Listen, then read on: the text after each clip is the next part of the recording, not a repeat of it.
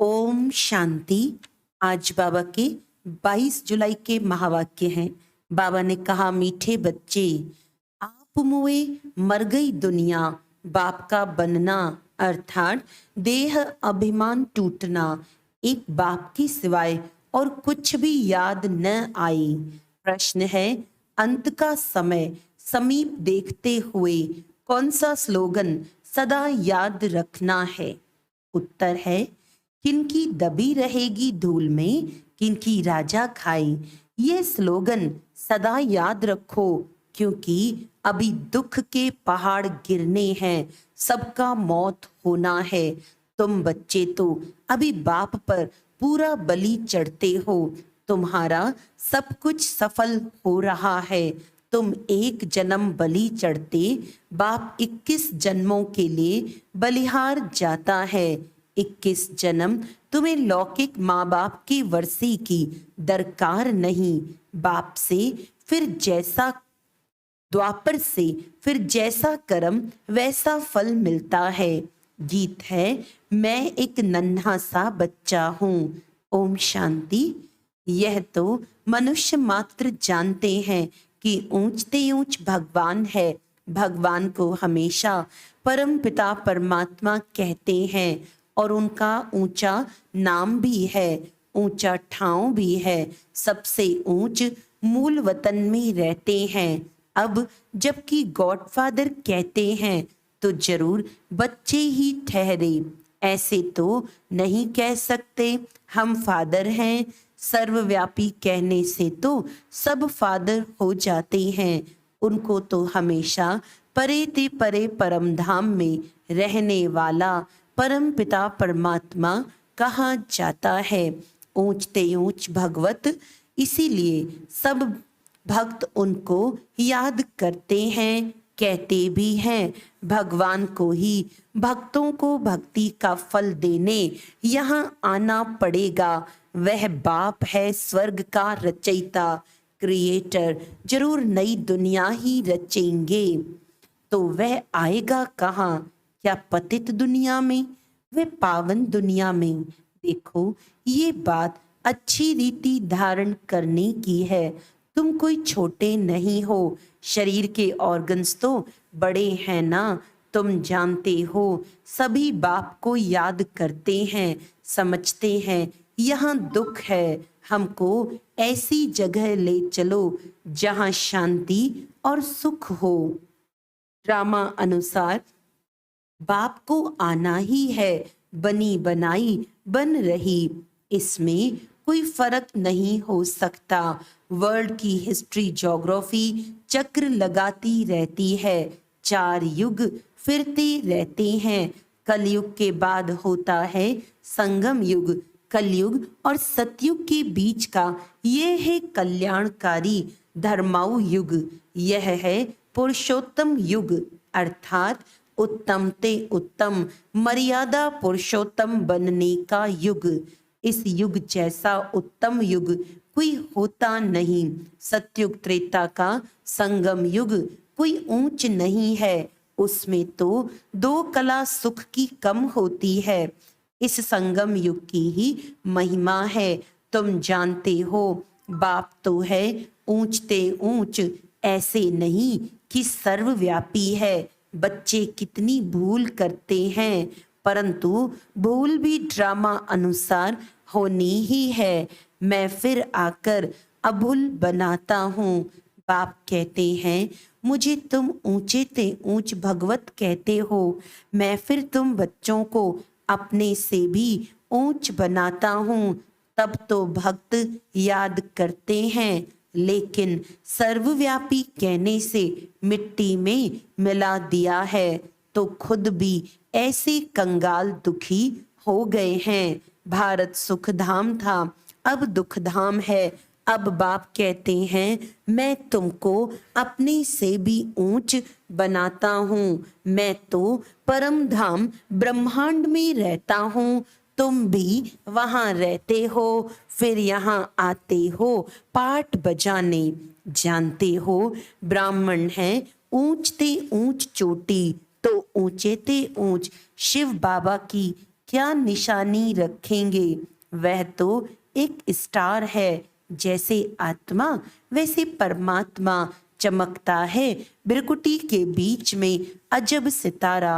आत्मा का रूप है ही स्टार, यह बना बनाया ड्रामा है। इसमें सभी आत्माएं ब्रह्मांड निराकारी झाड़ में रहती हैं, जिसको निर्वाण धाम कहा जाता है। आत्माएं निराकारी दुनिया स्वीट होम से आती हैं, अभी तो दुख धाम है। कितने पार्टीशन हैं। सतयुग में कोई पार्टीशन नहीं था, भारत ही ऊंच खंड था। बाबा को सत्य यानी ट्रुथ कहा जाता है। बाप कहते हैं मैं सचखंड स्थापन करने आता हूँ, तो जरूर नई दुनिया स्थापन कर, पुरानी दुनिया को मिटाना पड़े ना। अभी दुख के पहाड़ तो गिरने वाले हैं, किनकी दबी रहेगी धूल में। वह भी समझते हैं कि हम जो बॉम्ब्स बनाए आपस में आंख दिखाते हैं, तो आखिर खात्मा तो जरूर होना है। परंतु पता नहीं कौन प्रेरक है जो ऐसी चीज बनवा रहे हैं। गीता में भी है कि पेट से मुसल निकले। यह है सारी बुद्धि की बातें। बॉम्ब्स निकालते हैं अपने नेशन का विनाश करने। यादव कौरव पांडव तीन सेनाएं हैं ना। यादव कौरव लड़कर खत्म हुए, बाकी कौरव पांडवों की कोई लड़ाई नहीं होती। तुम्हारी कोई से युद्ध नहीं, तुम हो योग बल वाले राज ऋषि। सन्यासी हैं हठयोग ऋषि, वह शंकराचार्य, ये शिवाचार्य, श्री कृष्ण आचार्य नहीं कहेंगे। वह अब नॉलेज दे रहा है, फिर सो श्री कृष्ण बनने के लिए यह राजधानी स्थापन हो रही है। तुम पतित कांटों से दैवी फूल बन रहे हो। गीत में भी सुना, आओ अजामिल जैसे पापियों का उद्धार करो। गाया भी जाता है, पतित पावन वही सतगुरु है, जो तुमको नर से नारायण राजाओं का राजा बनाते हैं। यह है एम ऑब्जेक्ट। ये पाठशाला है ना, इसमें हम नर से नारायण, नारी से लक्ष्मी बनते हैं। इसमें अंधश्रद्धा की बात नहीं। स्कूलों में एम ऑब्जेक्ट होती है ना। तुम बाप के पास आए हो बेहद का वर्षा लेने, वहां का वर्षा यहाँ लेना होता है। वह है ही सुखधाम, यह है दुख धाम।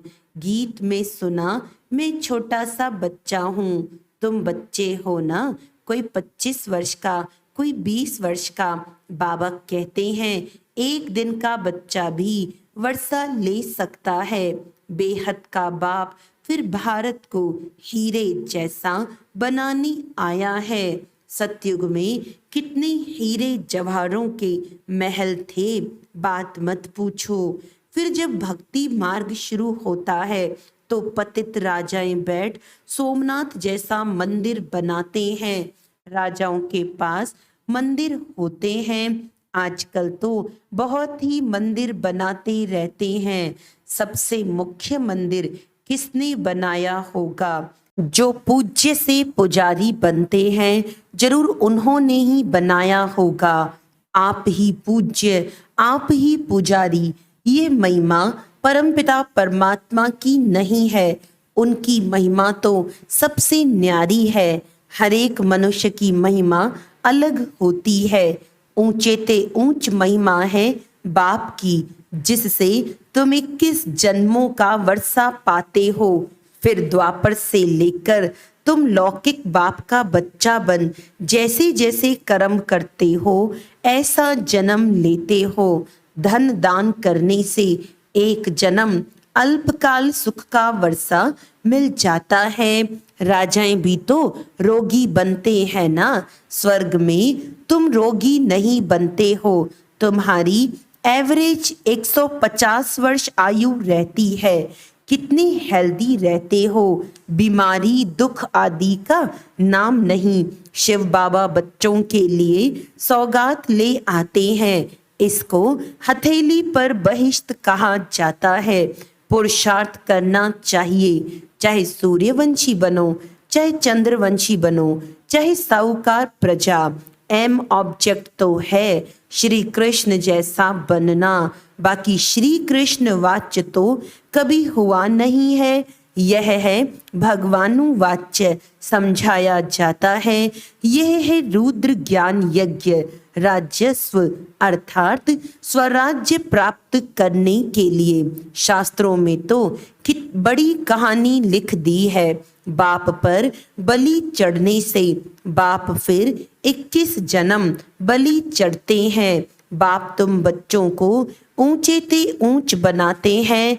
ब्रह्मांड में रहने वाले ब्रह्मांड के मालिक ठहरे ना, फिर तुम विश्व के मालिक बनते हो। मैं विश्व का मालिक नहीं बनता हूँ, तुमको बनाने के लिए आता हूँ। तुम कहते भी हो पतित पावन आओ, आकर पावन बनाओ। फिर सर्वव्यापी कैसे ठहरा सदगति दाता। पतित पावन तो एक ही बाप है। इस समय सभी तमो प्रधान बन गए हैं। सतो रजो तमो से सबको पास करना ही है। हर चीज पहले सतो प्रधान होती है, फिर तमो प्रधान बनती है। सतयुग में भी देवी देवताएं सतो प्रधान, फिर त्रेता में सतो राम राज्य क्षत्रिय, फिर रजो में वैश्य, तमो में शूद्र वर्ण भी है ना। विराट रूप में देवता क्षत्रिय वैश्य शूद्र दिखाते हैं। बाप और ब्राह्मण गुम कर देते हैं। तुम ब्राह्मण देवताओं से भी ऊंच हो, क्योंकि तुम भारत की ऊंच सेवा करते हो। तुम हो श्रीमत पर श्रेष्ठ ते श्रेष्ठ, ऊंच ते ऊंच भगवान की मत मिलती है, जिससे तुम भी श्री लक्ष्मी नारायण बनते हो। श्री श्री शिव बाबा द्वारा फिर माया का प्रवेश होता है तो तुम आसुरी बन पड़ते हो। कल्प कल्प बाबा ऐसे आकर समझाते हैं।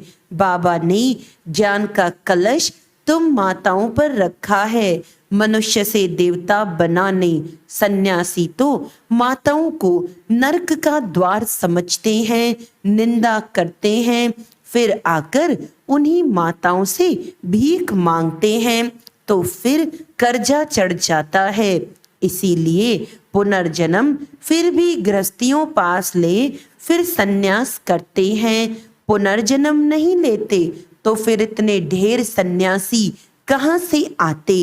भारत पवित्र था, संपूर्ण निर्विकारी दुनिया कहा जाता है।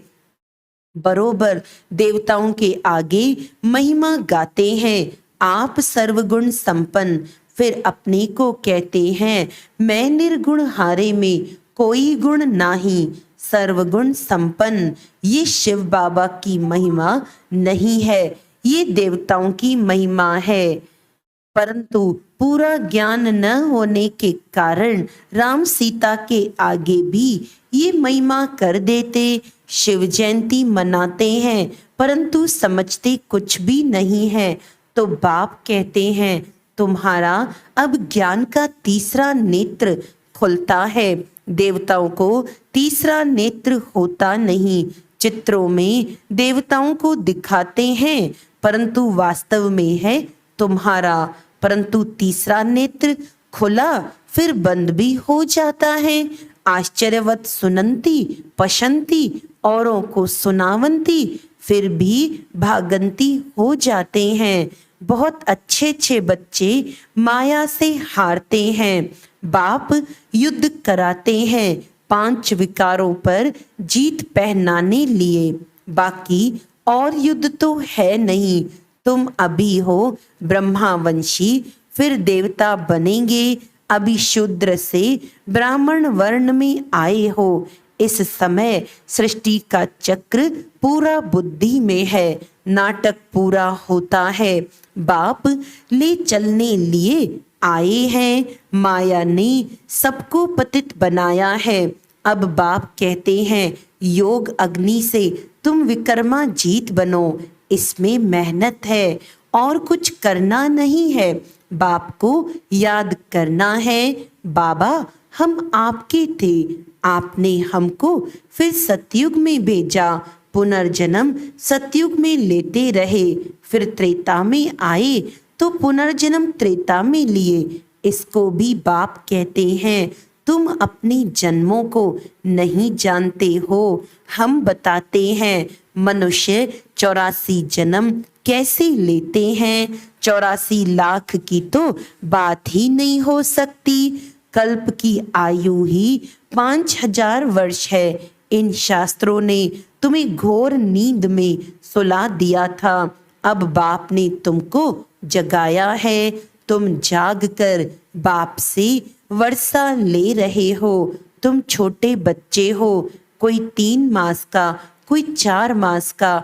तुम ईश्वर के बनते हो तो फिर आप मुए मर गई दुनिया।